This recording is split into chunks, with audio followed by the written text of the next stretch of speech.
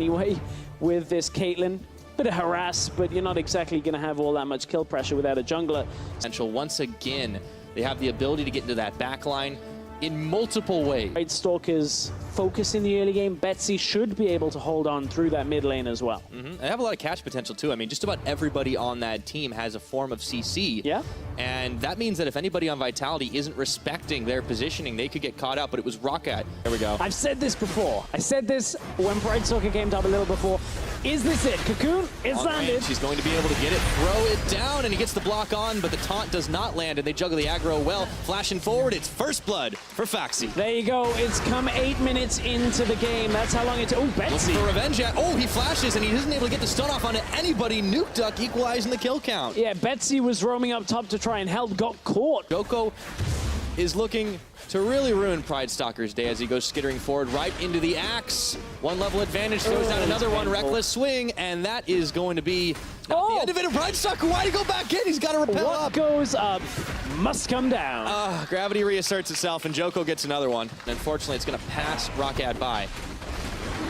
Slowly. Very slowly. I thought Wadid was going to throw out a Q. If he just did like a random Q and then all of a sudden he steals it. A lot of what Corky was waiting for later into the game. You can see how well Nuke did. Most of his kills came later. Joko!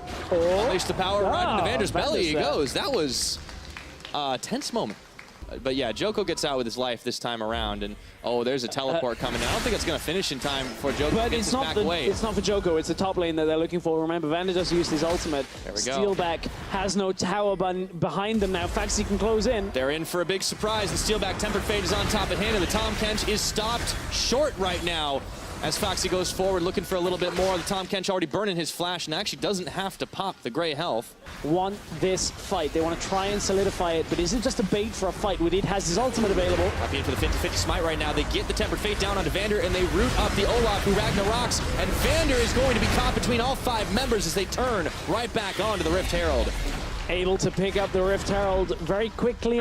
Even though he threw some serious damage down with the rockets and the Foss bombs. They've actually got him stunned up, but the rest of Vitality is coming to the rescue. Nuke Duck's only able to spot a few mini spiders as Foxy actually isolated from the rest of the team. Cabochard getting a taunt on. This time he's able to find Betsy, who's getting low. Steelback flashing forward and back into the belly of Vander as Nuke Duck gets the finishing blow onto his opposing mid laner. The rest of Roccat can't respond. In this entire situation, Rift Herald spawned in. This was quicker. So Unicorns, not related to this game. Let's just look at this. Yeah, we'll talk about it in a minute because Joko and Vander were going in. Joko gets juked by Yarnan, but he's got the stand united. There's AD carry is going nowhere. Steelback getting the finishing blow. Now Wadid being chased down, but they can't finish him off. Vitality just stack. And now they're gonna wait. Pride Stalker. Not wanting to go in. The taunt flash right in onto Pride Stalker, and they just delete him without a smite. That is going to be an easy peasy Baron. Yeah, easy taunt flash. It looks like everything's starting to align. The stars aligning for Vitality. This is what they've needed for so long. They were looking for Foxy, but while he was all distracting the rest of them, it's Nuke Duck finishing a kill off onto Wadid with that burst damage. They didn't get the Baron start they wanted, but they were able to get one more member out and trying to bait Foxy and Betsy into the rest of this fight. But they have been peeled off the Baron, and Yarnan's coming back. Close in the gold game right now. Roccat are looking to try and contest here. Pride Stalker waiting in the wings. He does have flash this time. And up the rappel. He's going to stick the bangs in, and there we go. Smite Stalker indeed. Now, is he going to be able to get out alive? I don't think so, but that is #worth. And he goes back up and comes back down, and Cabochard finishes him off. It is a 1-for-none on the back of the fight. It's only Yeah, you got a point there. All right.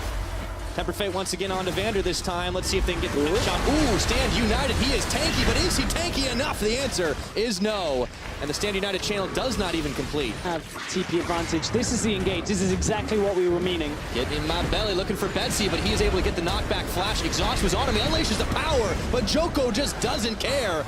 They slay him down, and they're going to get stopped up for just a second as they look for more. Pride Stalker taking the axe.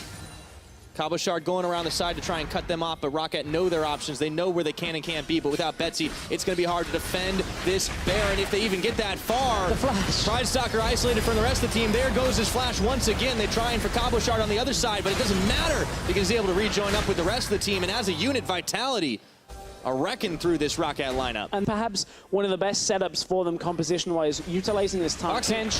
Foxy Not in the right place. Man, he needed to get out of the pit a lot earlier than that. So Cabochard and the rest of Vitality skin him for a pair of boots, and it's time to turn on to the Baron at 30 minutes. Easy setup for Vitality on that one. They use the Tom Kench because they're already building towards it. It's another Infernal Drake that is live, and Roccat still don't have their full lineup, but they do have low health Vitality. Ooh, I thought they had the burst, but how about that for turnaround? Nukedug with a 5th kill. And if there was any doubt in the minds of anybody that Vitality were going to be able to dish the return fire this series, it looks like that's going that way. And even though Pridestalker tried to come in for the smite, not going to happen.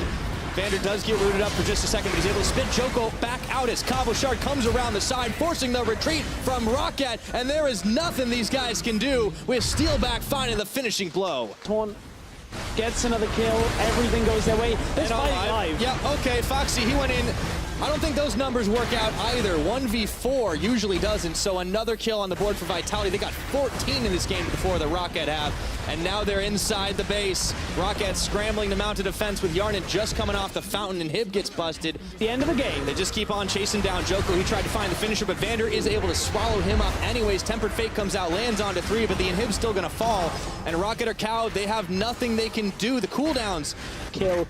No real options for Betsy to output that damage. You can see Nukedug has the Infinity Edge alongside that rapid fire cannon after that more Mortis. Now Vitality want to go again. The action doesn't stop. Joko's bringing Cabo to the party, and Nukedug is already going to blow up Betsy, looking for the top. Don't even matter about those towers because they're going deep sea diving all the way into Rockat's base once again.